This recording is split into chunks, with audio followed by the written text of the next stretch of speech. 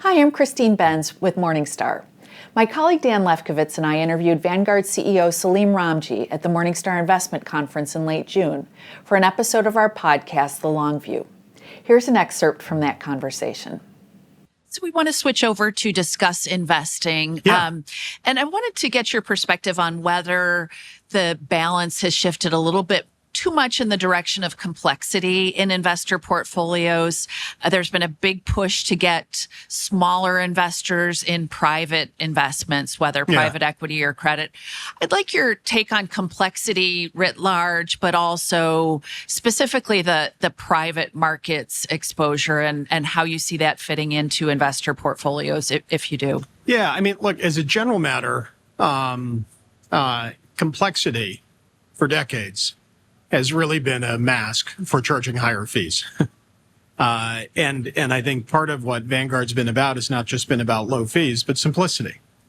And I think that's going to be a really important feature of Vanguard going forward as well, around being able to keep things simple, to help clients invest for the first time, to help clients continue to invest kind of in a good way for the long term.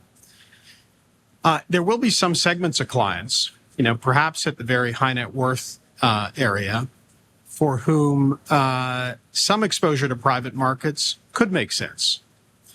But for us, it still has to adhere to kind of the Vanguard principles. It's got to be good quality, it's got to be at a low fee, and it's got to be done in a way which is intelligible and simpler, if you will, than the client could otherwise get. And we're starting to experiment, if you will, around could we provide access to private market investors to certain segments of client that fit the profile. And we'll see how we get in terms of that journey.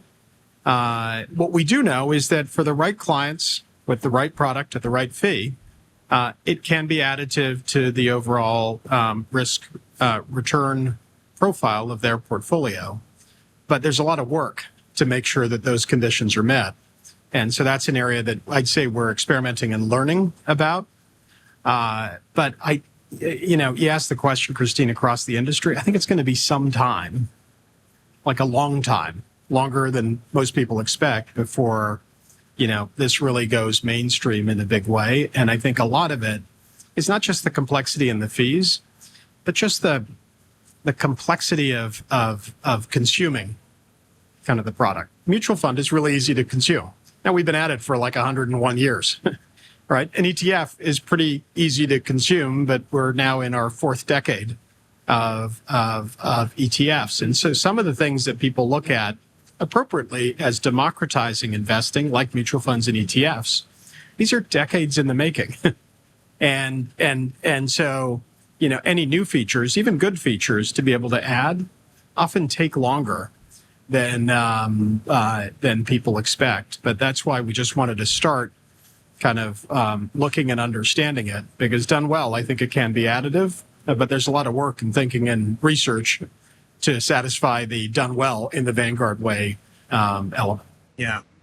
Crypto is an area where before your arrival, Vanguard kind of drew a line in the sand and refused to add cryptocurrency ETFs to the platform. Yeah. I'm curious what the decision-making framework is like, how you go about, approaching a new sort of asset class or asset. Yeah, it was pretty straightforward. And, Greg Davis, our CIO, and I had talked about it kind of early in my arrival. And at Vanguard, we like investments that deliver cash flow or have the prospect of delivering cash flow. That could be cash, could be bonds, could be equities, could, over time, if the circumstances are right, be private markets. We don't like things that don't. We don't have a gold ETF. We don't have a silver ETF. And so it's a logical extension then as to why we don't have ETFs in other things that don't either deliver cash flow or have the prospect of delivering cash flow. And that's okay. The market's well served. Investors can decide. But we also want to be clear about what our own investing philosophy and our own investing thinking is. And we're okay not being everything to everybody. And there's certain things like either we don't fit our investment philosophy, or we don't think, we have particular skill or expertise in. And so that's where I'd put some of those types of kind of ETFs in that bucket.